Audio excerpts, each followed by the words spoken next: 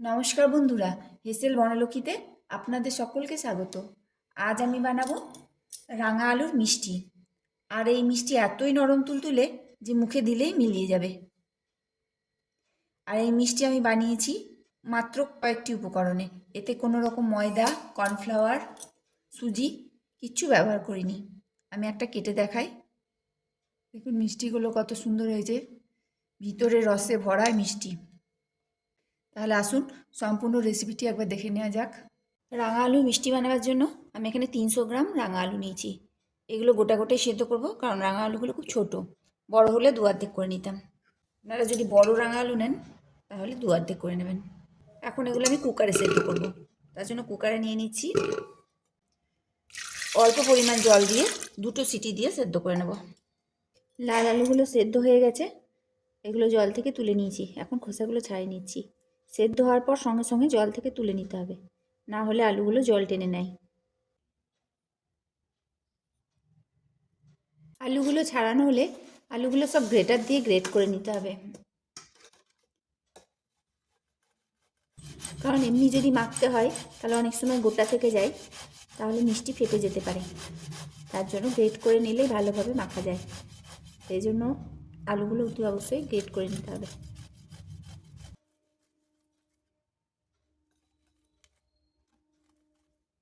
এদিকে মিষ্টি বানাবার জন্য একটা রস তৈরি করে নিতে হবে। তার জন্য একটা পাত্রে নিচ্ছি 1.5 কাপ পরিমাণ চিনি।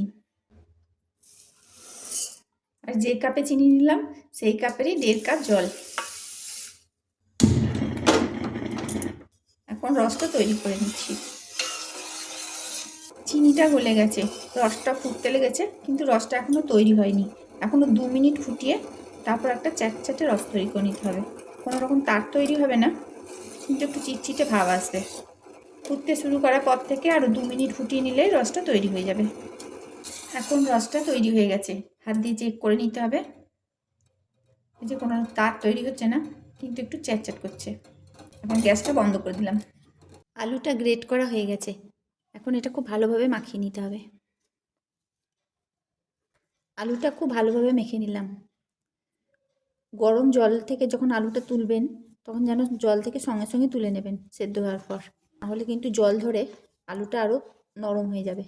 দেখুন কেমন সুন্দর শক্ত শক্ত হয়েছে আলুটা, ময়েশ্চারটা কম আছে, তার জন্য সঙ্গে সঙ্গে জল থেকে তুলতে হবে। এখন এর মধ্যে দিচ্ছি আমুলিয়া পাউডার দুধ, 10 টাকা প্যাকেটে 2টো দিয়ে দিচ্ছি। এখানে আমি কোনো ময়দা ইউজ করব না, যেহেতু এটা আমি একাদশীর জন্য বানাচ্ছি। একাদশীতে ময়দা খাওয়া যায় না, তাই এখানে আমি কোনো ময়দা ইউজ করছি না। শুধুমাত্র দুধ দিয়েই এটা আমি মেখে নেব, পাউডার দুধ দিয়ে। এখানে কোনো বেকিং সোডা, বেকিং পাউডার কিছুই ইউজ করব না।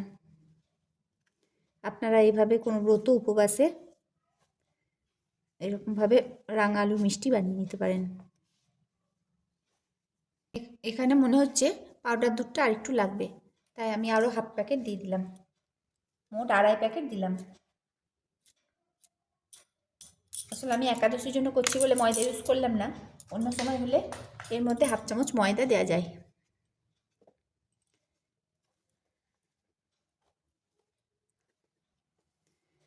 আর খুব যদি আলুতে ময়েশ্চার থাকে, যদি মারতে না পারেন, তাহলে আপনারা একটু পানি ফল গুঁড়ো, যেটা সিঙাড়া গুঁড়ো বলে, সেই সিঙাড়া গুঁড়ো অথবা সামা চালকে ভেজে গুঁড়ো করে নিয়ে একটু মেশাতে পারেন, কিন্তু পরিমাণ অল্প, তাই সামা চাল ভেজে গুঁড়ো করা ওইটুকু পরিমাণ অসুবিধা হবে বলে আমি একটু বেশি করে পাউডার দুধ দিয়ে দিলাম। এবারে এটা শক্ত হয়ে গেছে। এখন আমি হাতে নিয়ে নিলাম একটু ঘি, সামান্য একটু ঘি দিয়ে এটাকে মেখে নেব। আলুটা ভালোভাবে মাখিয়ে নিলাম। এখন এর মধ্যে দিচ্ছি 2টো বড় এলাচের গুঁড়ো। এটা খুব ভালোভাবে মিশিয়ে নিতে হবে। এখন এবার লেচি কেটে নিয়ে ছোট ছোট মিষ্টি শেপ দিয়ে নেব। পুরো গোল শেপ না করে আমি একটু চৌকো করে করে নেব।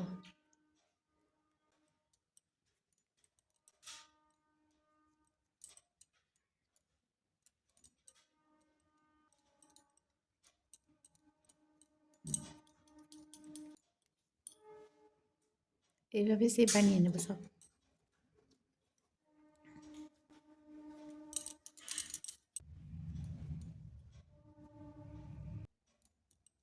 সব মিষ্টিগুলো সেপ দিয়ে নিলাম। এখন মিষ্টি ভাজার জন্য তেল গরম করতে দিয়েছি। তেলটা গরম হয়ে গেছে, মিষ্টিগুলো এক এক করে ছেড়ে দিচ্ছি। মিডিয়াম আঁচে ভেজে নিতে হবে মিষ্টিগুলো। একদিকটা ভাজা হলে অপর দিকটা উল্টে দিতে হবে।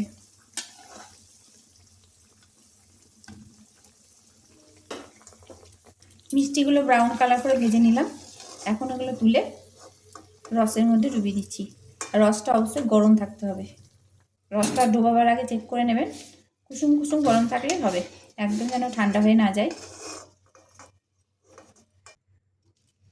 এই তেলে আবার বাকি মিষ্টিগুলো ছেড়ে দিচ্ছি।